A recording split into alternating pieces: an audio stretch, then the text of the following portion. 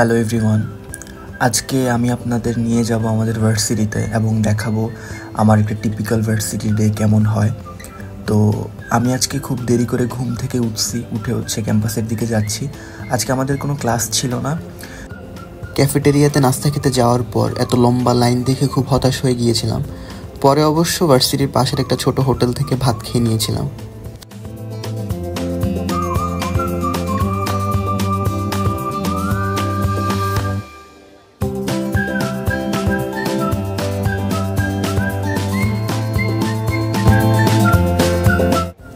এখন যাচ্ছি কালাচাঁদ মামার চায়ের দোকানে, আমাদের জগন্নাথ বিশ্ববিদ্যালয়ের পাশের সব থেকে বিখ্যাত চা, যেখানে আমি প্রতিদিনই চা খেতে যাই ভার্সিটিতে গেলে। হ্যালো এভরিওয়ান, আমাদের ফাহিম ফয়সাল টাকা বাঁচানোর জন্য চা খাওয়া কমাই দিছে এবং সে দিনে এখন এক বেলাও চা খায় না। টাকা বাঁচাচ্ছে ওর সংসারের জন্য, বিয়ের খরচের জন্য আর কি। তো মানে বেচার আসলে অনেক কষ্ট পাচ্ছে। আপনারা যদি একটু কন্ট্রিবিউট করতে চান তাহলে আমি বিকাশ নাম্বার দিয়ে দিব ডেসক্রিপশন বক্সে। আমার বিকাশ নাম্বার হলো 0।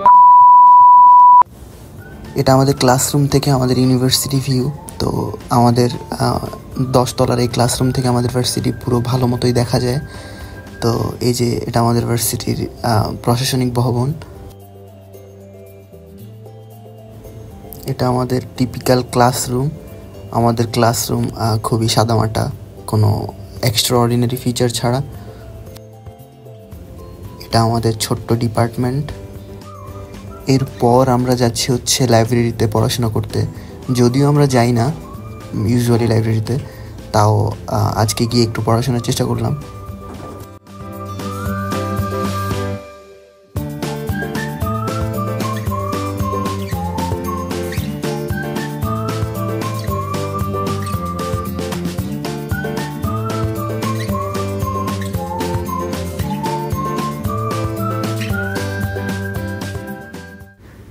তারপর বিকেলে নিচে নামলাম ক্যাফেটেরিয়া থেকে কিছু নাস্তা খাওয়ার জন্য।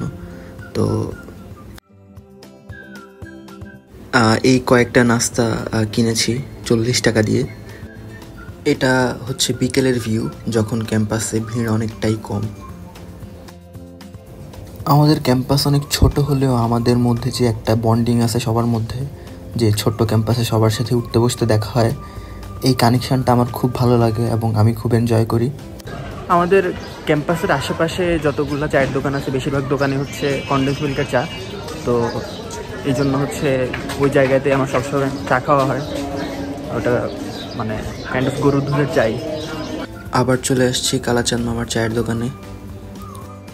তো আরও কিছুক্ষণ লাইব্রেরিতে পড়াশোনা করার পর সন্ধ্যা 7:30টার দিকে আমরা বেরোই এবং বাসায় চলে আসি আর কি। তো এই ছিল আজকে আমার ভার্সিটির ছোটোখাটো একটা ভ্লগ। আশা করি আপনাদের ভালো লেগেছে। ধন্যবাদ সবাইকে।